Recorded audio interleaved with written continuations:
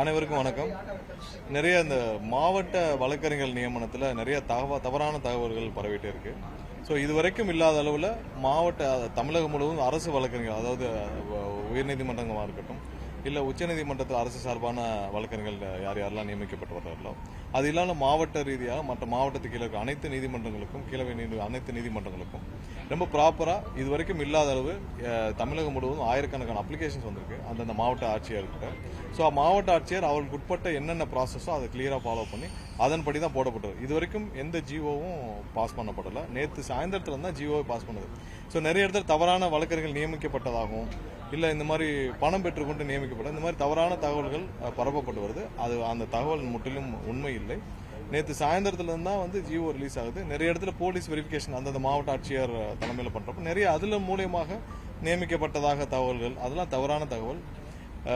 ஒரு விஷயம் நம்ம கிளியரா சொல்லிக்கிறோம், அரசு வழக்கறிஞர் நியமனம் 100% நேர்மையாக நியாயமாக நடைபெற்று வருது. என்ற பல பேர் எல்லா மாவட்டத்திலும் சொல்றது என்னன்னா, இதான் முதன்முறை ஆயிரக்கணக்கான வழக்கறிஞர்கள் அப்ளிகேஷன்ஸ் ஒவ்வொரு மாவட்ட ஆட்சியர்கிட்டையும் ஒவ்வொரு இடத்துலையும் 5000க்கு மேற்பட்ட அப்ளிகேஷன் தமிழ்நாடு முழுவதும் இருந்து வந்திருக்கு. ஒவ்வொரு இடத்துலையும் நூற்றுக்கணக்கான அப்ளிகேஷன்ஸ் மாவட்ட அளவில் கொடுக்கப்படுறது. ஸோ அனைத்தையும் வேலிடேட் பண்ணி யாரெல்லாம் தகுதி வாய்ந்தவர்களோ அவர் மாவட்ட ஆட்சியர் அவருக்கு உட்பட்ட அனைத்து ப்ராசஸையும் ஃபாலோ பண்ணி தான் இங்கே வந்துட்டு இருக்கு. அதனால அது எந்த உண்மையும் இல்லை. யாராவது இதில் பணம் வாங்கி கொண்டோ இல்லை யார் பேரையாவது தவறாக பயன்படுத்தினாலோ கண்டிப்பாக அவர்கள் புகார் அளிக்கலாம். புகார் அளித்தால் உடனடியாக அவர்கள் மீது நடவடிக்கை எடுக்க எந்த தயக்கமும் இல்லை.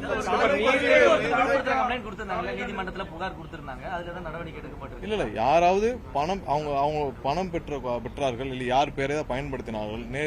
2 நாளுக்கு முன்னாடி கூட என்னுடைய பேரை பயன்படுத்தி சோலார்ல யாரோ ஒரு நபர் இது தவறா பயன்படுத்தி வசூலில் ஈடுபடான்னு வந்துச்சு. உடனடியாக நாங்களே கம்ப்ளைண்ட் கொடுத்து 2 நாட்களுக்கு முன்னால் அவர் கைது செய்யப்பட்டார். ஒரு நபர் கைது செய்யப்பட்டு அவர் ஆல்ரெடி கஸ்டடியில் இருக்கிறார்.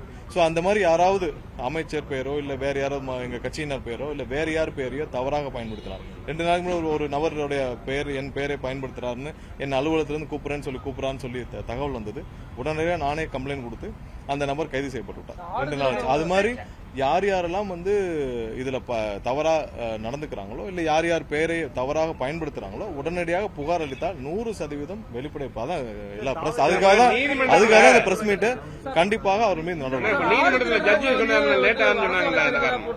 இல்ல அந்த மாதிரி யாரும் இல்ல யாரையும் இது வரைக்கும் நியமனம் செய்யப்படவில்லை. அந்த செய்தி வந்தது. அந்த மாதிரி ஏதாவது நியமனம் இருக்கா? இல்ல. நேற்று சாயந்தரத்துல தான் நியமனங்களை ஒவ்வொரு மாவட்டங்களுக்கும் அந்தந்த மாவட்ட ஆட்சியர் அவங்க வேலிடேஷன் ப்ராசஸ் அப்ளிகேஷன் எடுத்து பண்ணப்படுது. நேற்று சாயந்தரத்துல தான் 3 மாவட்டத்திற்கு அப்பாயின்மெண்ட் போயிருக்கு. நிறைய இடத்துல அந்த மாவட்ட ஆட்சியர் ஏன்னா அவங்க கலெக்டர் மீட்டிங் முடிச்சுட்டு போய் அவங்க அப்ளிகேஷன்ஸ் எல்லாம் ப்ராசஸ் பண்ணி அவங்க எல்லாம் ஒவ்வொன்றையும் செக் பண்ணிட்டு அவங்க வேலிடேஷன் பண்றப்ப அதையே நிறைய பேர் தவறாக அப்பாயின்மெண்ட் நினைச்சு பண்ணிருக்காங்க. கண்டிப்பா அந்த மாதிரி எந்த அப்பாயின்மெண்ட்ஸும் நேற்று சாயந்தரத்துல இருந்தா ஜிஓ பாஸ் ஆக ஆரம்பிச்சிருக்கு ஒவ்வொரு மாவட்டத்திற்கும். இதான் ரொம்ப கிளீனா போட்டிருக்கோம். இன்னொன்னு அடிஷனல் என்னன்னா, இப்ப போடுற அப்பாயின்மெண்ட் 6 மாசம் டெம்பரரி தான். ஏன்னால் யாராவது ஒரு தவறான நபர்களோ இல்ல தவறான தகுதி இல்லாத நபர்களோ ஏன்னா 800 சுமார் ஒரு 800 அப்பாயின்மெண்ட்ஸ் மாவட்டத்துக்கு கீழே போட போறோம். சோ இதுல ஏதாவது ஒன்று இருக்கும் பட்சத்தில் நமக்கு 6 மாசத்துக்கு டெம்பரரியா தான் இப்ப இருக்கிற அப்பாயின்மெண்ட்ஸ் இருக்க போது. அதுக்கப்புறம் தான் பெர்மனன்ட் அப்பாயின்மெண்ட்ஸ் இருக்க போகுது. ஸோ 6 மாசம் டெம்பரரியான இருக்கிறதான் இப்போதைக்கு ஜிஓ பாஸ் பண்ணி நம்ம பண்ணிருக்கோம். எந்த தவறும் நடக்காமல் நேர்மையாக நியாயமாக அரசு வழக்கறிஞர்கள் நியமிக்கப்படுறதுதான் முதல்வருடைய உத்தரவு. அதன்படி தான் நடந்துட்டு இருக்கு. நிறைய தவறான தகவல், லஞ்சம் அதெல்லாம் எதுவுமே கிடையாது. அது யாருடைய பெயரையாவது பயன்படுத்தி யாராவது பணம் வாங்கியிருந்தால் 100% கம்ப்ளைண்ட் கொடுக்கலாம். அவர்கள் மீது கண்டிப்பாக நடவடிக்கை எடுக்கப்படும்.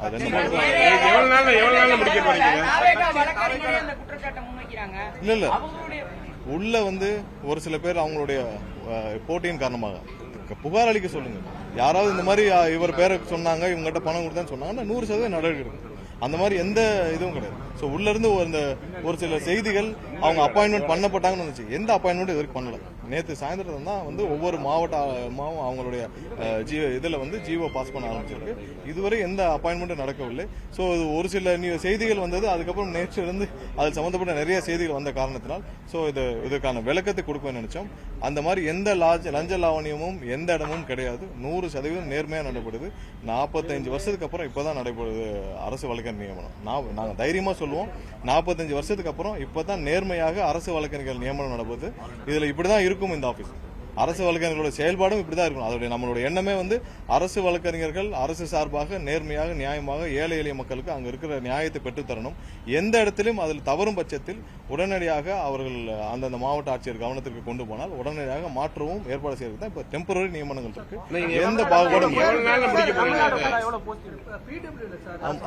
சுமார் 800 போஸ்டிங் வரும். எல்லா கீழ நீதிமன்றங்கள் எல்லாம் சேர்த்து சுமார் 800 போஸ்டிங் கிட்ட இருக்கும்.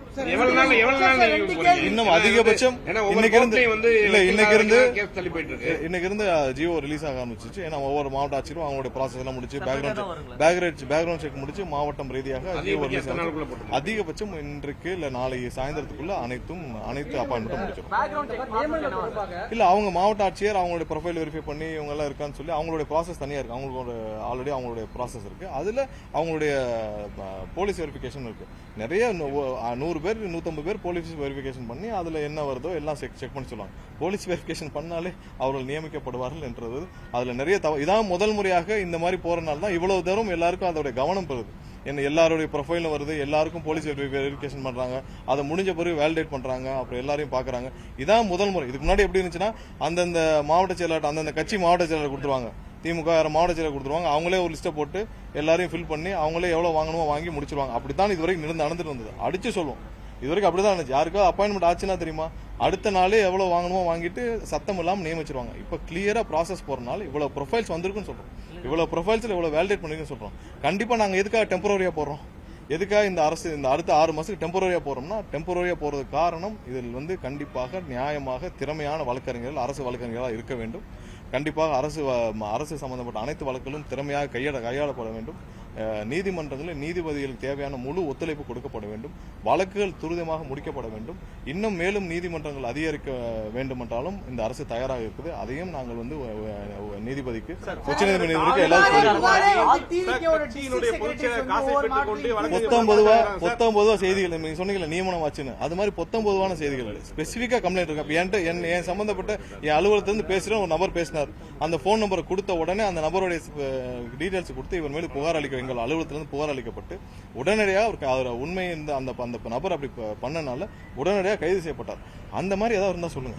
ஸ்பெசிபிக்கா பொத்தம்பதுவா மாவட்டம் ஏதாவது ஒரு பொதுவாக சொல்றது அன்னைக்கு இந்த நியமிக்கப்பட்டார் அப்படின்னு ஒரு சில செய்திகள் வந்துச்சு. நியமனங்களே நடலையே, பண்ணலையே, அப்புறம் எப்படி நியமிக்கப்பட்டார். சோ தெளிவாக இப்படிதான் இருக்கும். மேலும் இப்ப டெம்பரரி போட்ட பிறகும் திறமையாக செயல்படவில்லை என்றால் கண்டிப்பாக அரசு வழக்கறிஞர்கள் யாரா இருந்தாலும் அது கண்டினியூ பண்ண முடியும். சோ இந்த செய்தியும் நாங்கள் தெளிவா சொல்லுகிறோம்.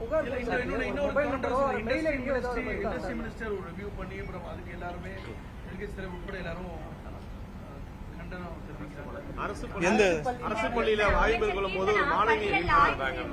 ஒரு மாணவி இல்ல உண்மையிலேயே அந்த மாதிரி ஆய்வுகள் முதல்வர் அலுவலகத்திலிருந்தே சொல்லப்பட்டிருக்கு.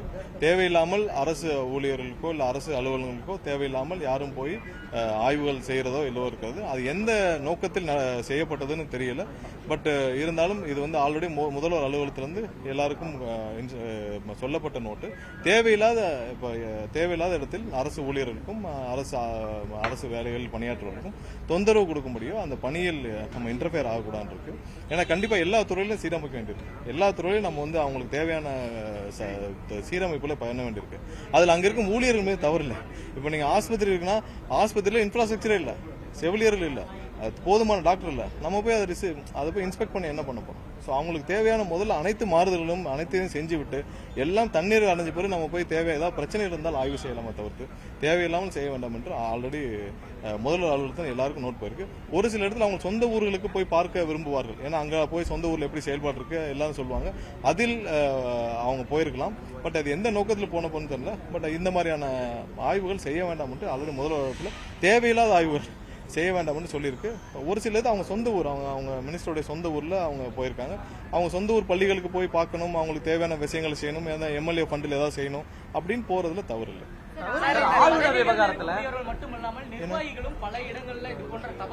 இல்ல அதெல்லாம் நீங்க பாருங்க, ஒரு சில இடத்துல நிர்வாகிகள் போனது அவங்க கட்சியில இருந்து நீக்கப்பட்டிருக்காங்க.